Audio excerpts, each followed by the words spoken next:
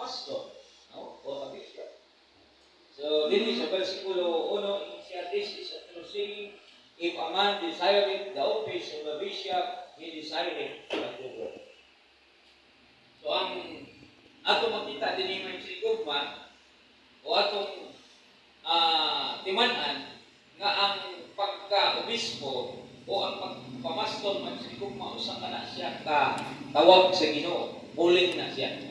No? Calling. So, atong timanan nga pwede ta mo desire pagka-bishop, pero kung dili ta gi-called sa Ginoo, wala ang gihapon. Kung naa po yung mga tao nga wala nila gi-desire ang pagpamastor, daghan nga pamaagi nga gusto sila mo sibat sa called sa Ginoo, sa calling sa Ginoo sa ilang kinabuhi. Pero ato makita nga mag-end up gihapon nga gitawag din sila sa Ginoo. Ug usa sa atong mga ehemplo niya na si Saulo, kanhing persecutor sa iglesia o sa mga Kristiyano sa unang panahon. Gani wala gid siya muna-una nga mahimo siya alagad sa atong Ginoo. Gani kontra niya ang alagad sa Ginoo. Gipatay niya ang deacon si Philip. Apan gitawag siya sa Ginoo. O dito sa dalan sa Damascus, gipakit-istoryahan siya sa Ginoo nga siya gitawag. Kung nahimo siya nga alagad sa Ginoo, o later on nahimo siya nga pangalan nga Pablo o Paul. No? O O kung dito po sa Old Testament, ato makita ang ehemplo dito, mao si Jonas. Si Jonas gitawag sa Ginoo to preach in the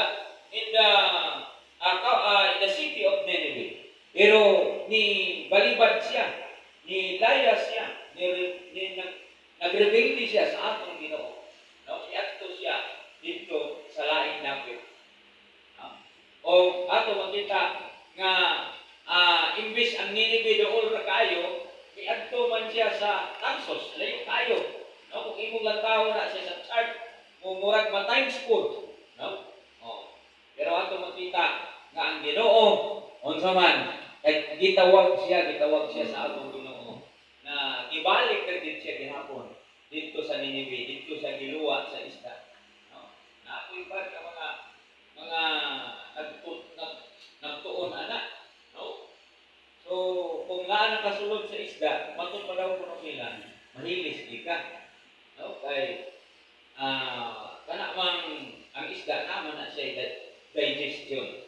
No? So 3 days. Pero ato makita din na di ko na peke wa may imposible sa Ginoo. No? Wa may imposible sa Ginoo. Buot dai ikaw di niya mahilis, di niya digestion dito sa sulod. No? Oh.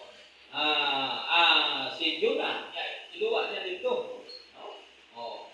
So ingon ana nga kung gitawag gid ay sa Ginoo, bisan daw mga imposible, himuon na sa Ginoo para lang yung matuman ang imong linya nga ikaw gitawag sa Ginoo. So muna nga pero di na nato ulaton pa nga wonder ko pa ta og daghang mga kalisdanan, mga sakripisyo aron nga mosanong sa tawag sa Ginoo. So kung gipil nimo nga gitawag ka sa Ginoo, ayaw na pud og pagahi. No? Ayaw pud pagahi. Pero data gitawag nga mag-ampo kako, gitawag ko dito sa Ginoo. Okay? Oh. So muna nga dinhi ang office pagkabisyak ingon diyan, he desired a good work. Kasagara karon una pamatanon nga lalaki, no? Moingon siya unsa may makuha nako anang mamastok ko.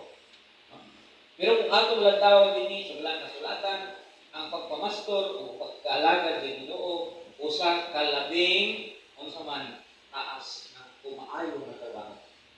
Siguro moingon ta nga ang pinakamaayo nga trabaho unsa man, no, manager, no, unsa pa rin kanang mga nobles nga mga trabaho, no, supervisor, engineer, doktor, maayo nga mga trabaho. Mga attorney, sa kalibutan, sakto na siya.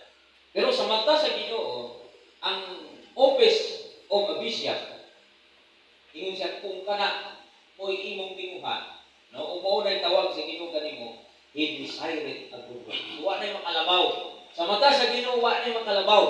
No? So muna nga kung feel nimo nga batan-on gitawag ko sa Ginoo, maunay usa sa butang na imong tawo na ikaw nakapili og usa ka trabaho nga pinakanindot nga trabaho nga wala nay makalabaw nga trabaho mao ang pagsunod sa kabubuton sa Ginoo ug pagsunod easy na alagad sa Ginoo. No? He decided to do it. So muna nga dili nato na basta-basta hod. No? No? O dili nato i-overlook. Muna usahay nga luoy po ang mga pastors sa mga kasimbahan. Tungod kay mga membro, gina-overlook nila ang pastor. Pastor na, no? Gamay ng kwarta, gamay ng sildo. No? Oh. Pero sa mata sa Ginoo, dako na siya. Talahuron na siya. So muna nga, kita ng mga Kristohano, to be spiritual, ako yung tagaan, dako po ng mga respect ng mga alagad sa Ginoo. Although sa kalibutan siguro, kihig sila. No? Pero kung ikaw espirituhanon po ng Kristohanon, no? Imong matawag nga ang mga alagad sa Ginoo, mas labaw ka na kanimo sa mata sa Ginoo sa posisyon nga ihatag sa Dios diha kanila. No? No? So muna nga kung tagaan ng ginagawa o dakong respect, dako po na siya ikabalik sa ato ng mga ginagawa. Labi na diya sa iglesia. No? Kay usahay ngano nga ang growth sa simbahan dili po kaayo dako ang growth kung dili kaayo siya kanang maayo ang tubo tungod kay siguro ang mga membro wala po sila gitagaan og dako nga pagkagano ito ang ilang magbubuhat o factor niya.